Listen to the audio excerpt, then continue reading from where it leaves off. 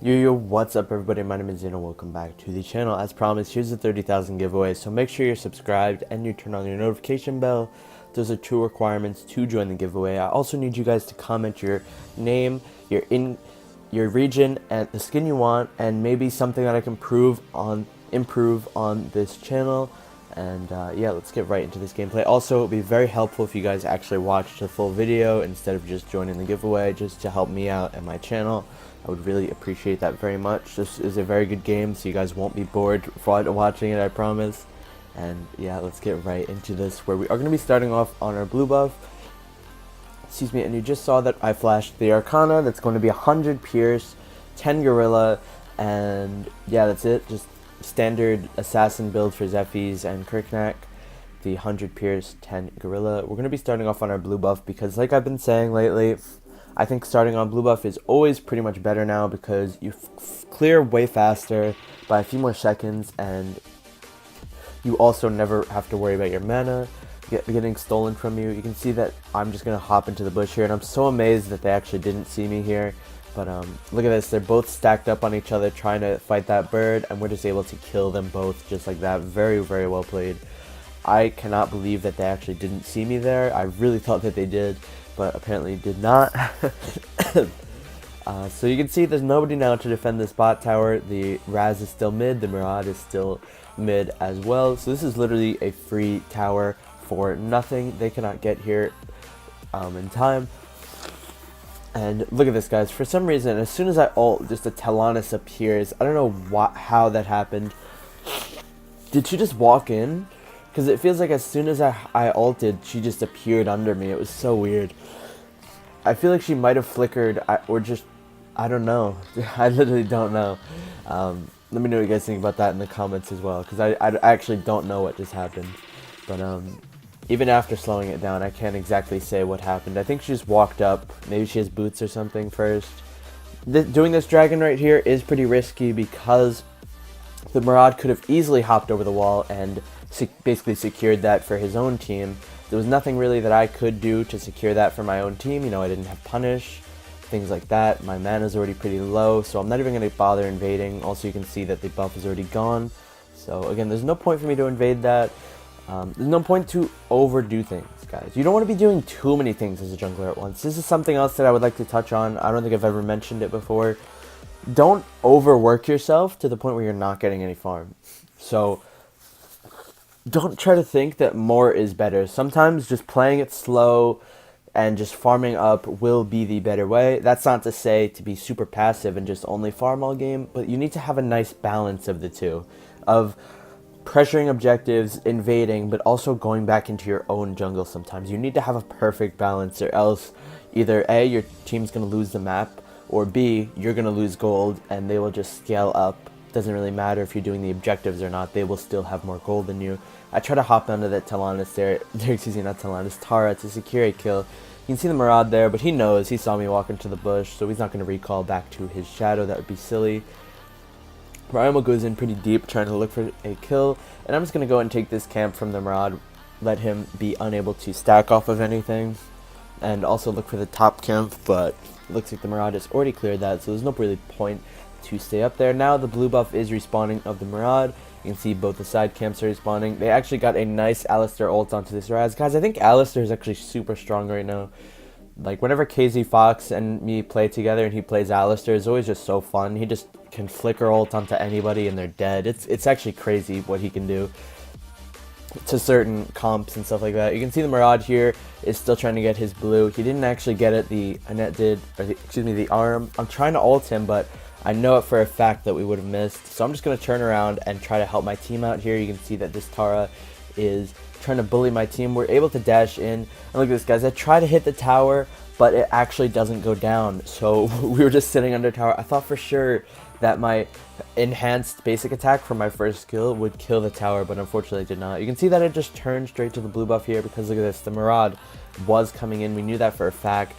So if I didn't get the blue buff in time, then the Murad would have came over and stolen that, which is why I instantly switched aggro, and I tried to jump onto that Murad there, but he already ran away.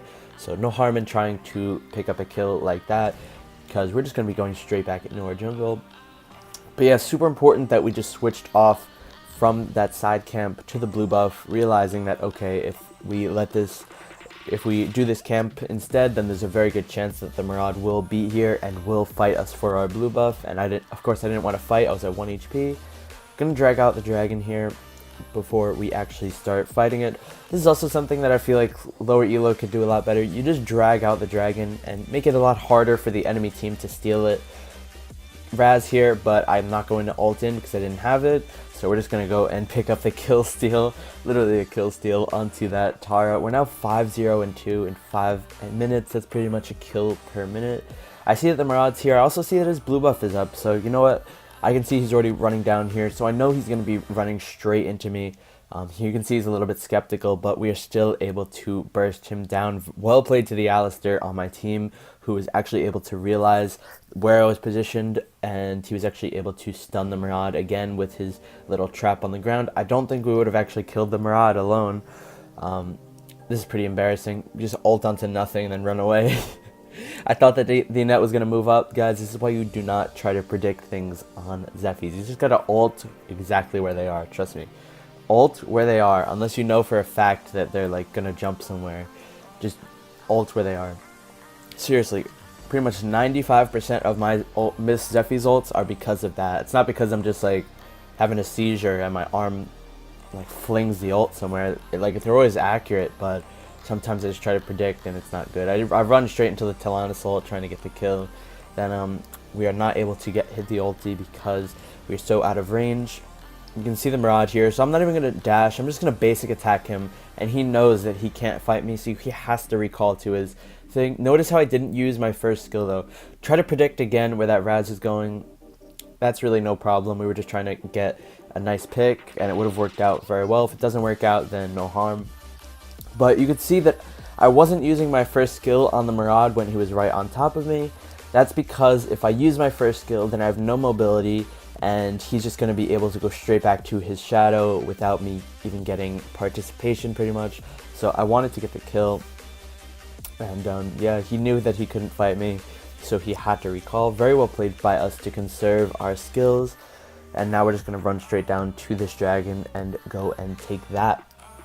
Blue buff is up of Maraude at this point, but it is a little bit too late now. I'm pretty sure that the Maraude is already on it, but actually it doesn't look like it. You can see that everyone's fighting there. Pan your map, Zane, pan your map. I'm wishing I could commentate on what's going on. Okay, there I go, there I'm panning. But yeah, I didn't really want to go for the blue buff because I figured that the Maraude was already there. You can see there's some action going on, so I gotta jump onto this Talonus here first, just get rid of the most damage. That one jumping onto these two tanks on the backline, we're able to kill them both with the same basic attack. Did a nice triple kill there. Very well played. Notice how I go for the damage dealer first, guys, and not the mage. The mage is not the damage dealer here, it's the Talonus. ADCs in this meta, if you do not go after the ADC first when you're an assassin, then the ADC is going to realize you have no skills, and they're just going to go super, super aggressive. Think of it like this. In a team fight, the Talonus sees me ult something else. That just makes her think now, okay, I can be super, super aggressive because there's no way that Zephys can get onto me. That's exactly what their mentality is. So if you are not very careful with your skills, then they will abuse it like that. Just something to keep in mind. Always be going for the ADCs first in a team fight. If you're if it's like even gold, definitely just go for the ADC first. It's the highest damage dealer, no doubt. Mage does a lot of damage too, but not really comparable to the ADC and how much damage it can do sustainably. You can see Alistair ulted there, so that's why I didn't go back to the shadow. I saw the Alistair just standing there with his arms up in the air pretty much. Yeah, so we're able to pick up an assist. We're 10-0 and 5, super, super clean Zephys gameplay so far. And we're not even done yet. There's still some amazing plays to come. I just go and take that blue for myself because nobody else really even needs it on my team.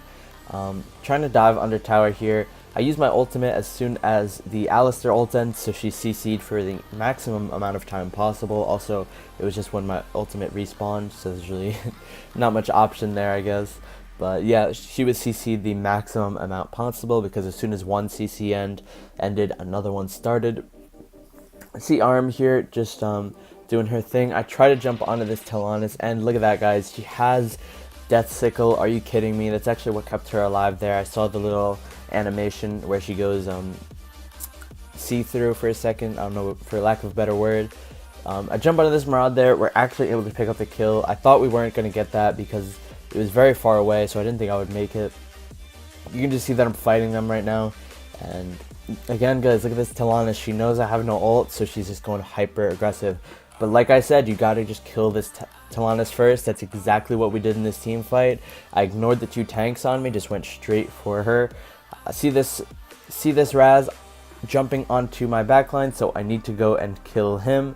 And sure enough, he falls as well. That's the whole reason that I backed off that fight. I knew the Raz was coming, so I had to leave as soon as I killed the Telanus. That would have been very bad if the Raz actually ended up catching us, so we had to leave immediately. And now we're just going to go straight back into our jungle just to get a bit of lifesteal and also get all of our buffs refreshed. More so for the lifesteal, pretty much, because also just maintaining gold. Really, I don't know what I'm saying, but there's a lot of benefits right now to be going back into my jungle that just staying on their side of the map just would not give. You can see now we're already at full HP because all the healing that camps give you after they die. Also, just Zephys. I have 3 Reave Arcana, and also I use Omni Arms, so that's just a lot of lifesteal. It's like 10%, so very good when you're jungling. You'll lifesteal a ton, which is very, very, very helpful. See, just getting rid of all these Maraud's camps is going to be pretty important. I see there's some fighting going on, but I can't do much. This Maraud actually cancels my ultimate. Super, super unfortunate. I was midair about to jump onto that Telanus, but we were not able to make it happen. See this Annette right here, pretty much just walking in alone. We're able to pick that up very nicely. Maraud here, just down stacking. So we need to see what he's going to do. He went back to his shadow, but honestly there's not much I could have done about that. I had to go and pressure him, and then he just went back to his original place. So I don't really care about that. Again, I think the play that we did was right. We basically just pressured him. Telanus here, she's one of the only 2 that are actually alive right now. Thinking about ulting the wave when the Maraud comes, but didn't really bother. He actually suicides pretty much, runs straight into the arm. You can see him going super deep right now. I really don't care about dying. I know that I have my revive, and I also have a good team around me, so let's go in. Triple kill right now. I'm thinking maybe we could get a penta, but these 2 are so tanky that it's most likely not even going to happen. And yeah, I literally just had no fear of dying in there. Just started stretching. I knew that, you know, we have revive item, and since I'm so far ahead, you know, my passive is just going to keep me alive for so long that we're in a pretty good situation right now, and I can just dive whenever I want, and none of them can really do any damage to me except for the Telanus, which is of course who we're diving like crazy. She is definitely not having the best game of her life right now, going versus me with all of my jumps on her. So you can see we just refreshed both of our buffs again, and now we're just going to join the fight once more. We are able to kill the Tara, and again, I'm literally diving onto anything I see. I don't really care. Telanus actually immunes my CC, so well played by her. We're able to pick up the Maraud somehow, I think from our red buff. Annette randomly ults here, don't know why. She must have thought that I was going to ult or something, but she just left her Telanus to die, so there goes the Telanus again, and that is going to be the game, boys. GG. Very well played.